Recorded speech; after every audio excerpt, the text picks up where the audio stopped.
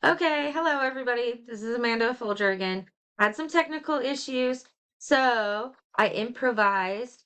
My mom is on my phone instead, and we are video chatting, talking about the cognitive learning theory today. My internet was awful, so we decided that this was going to work better than Zoom.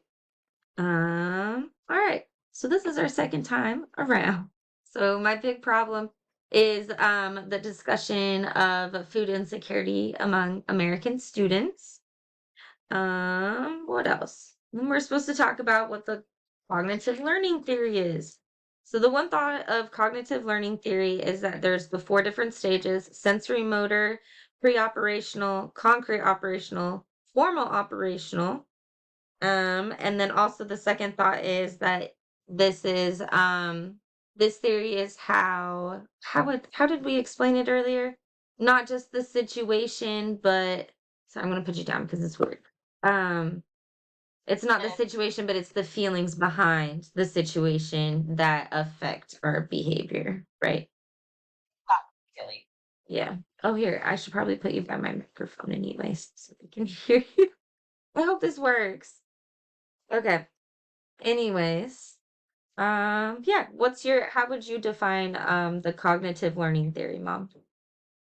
But how I apply as a clinician is that we take a situation, if it's like a situation about food, then we break it down and we talk about what that we were thinking and at the moment how they were feeling, and then talk about like their behavior.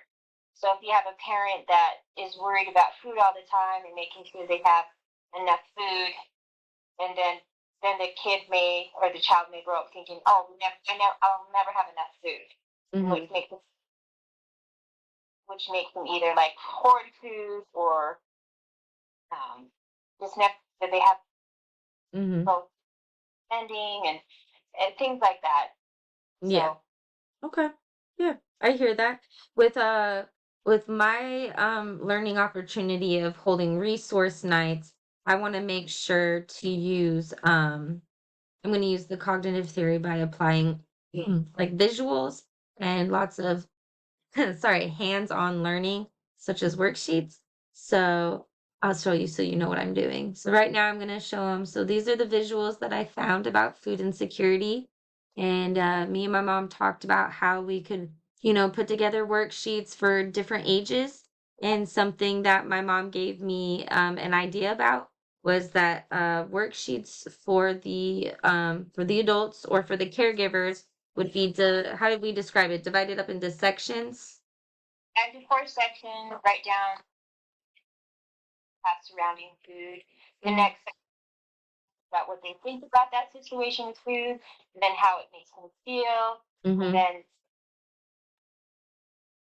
what mhm, do they avoid cooking? Do they avoid um, certain foods, or you know, some mhm. people might process food, and which can affect how kids are fed.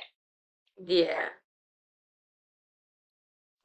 Some of my clients I've known that their parents were worried about them gaining weight, so they kind of grew up thinking that all food is bad, and they Mhm, can. mhm. Yeah, I think it goes. There's all sorts of ways. So in case you didn't hear my mom, so that I get credit for this assignment, we talked about dividing up the sheet for the adults in four different categories, and we could divide this up into four different stations.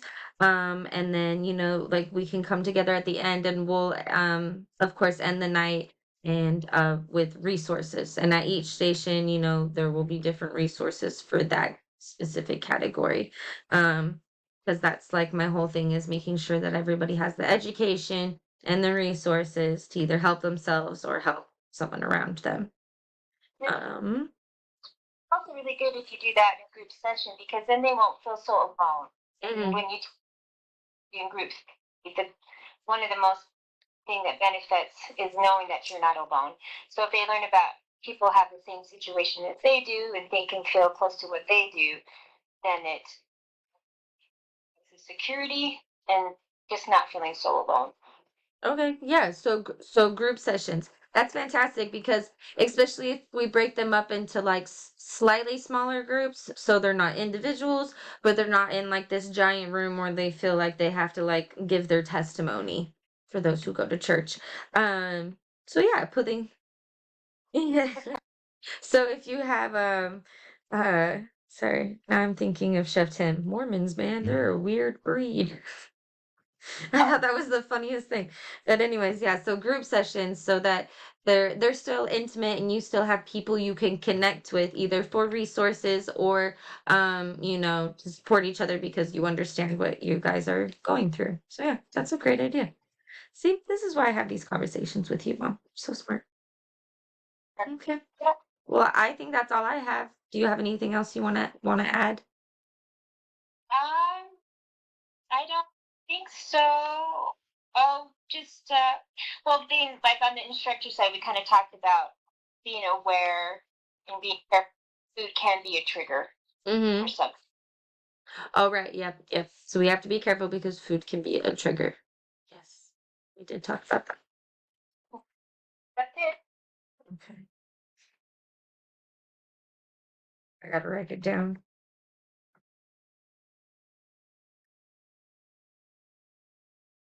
Thank you, Mom. I appreciate it.